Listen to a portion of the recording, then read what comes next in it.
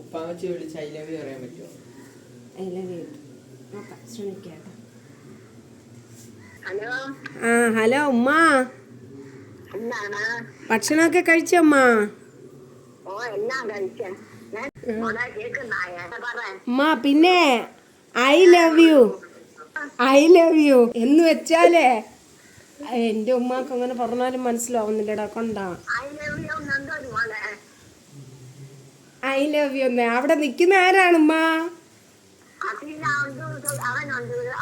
അവരെടുത്ത് ചോദിച്ചാണ് I love you എന്ന് വെച്ചാൽ എന്താണെന്ന്.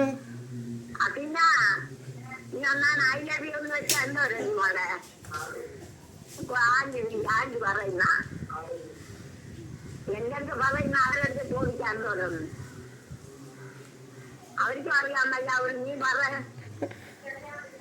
അവർക്കും അറിയാമല്ല. ഐ ലവ് യു എന്ന് വെച്ചാലോ? ഓക്കെ അമ്മ, ശരി, ഞാൻ പിന്നെ വിളിക്കാം.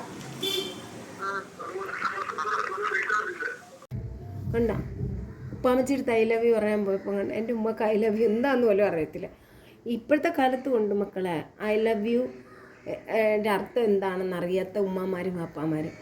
അപ്പോൾ പറഞ്ഞിട്ട് കാര്യമുണ്ടോ? ഇല്ല. പിന്നെ ഇടയ്ക്കിടയ്ക്ക് മലയാളത്തിൽ ഉമ്മ ഞാൻ സ്നേഹിക്കുന്നു, വാപ്പ ഞാൻ സ്നേഹിക്കുന്നു എന്ന് മലയാളത്തിൽ പറയാനും കൂടി നമ്മൾ ശ്രമിക്കണം.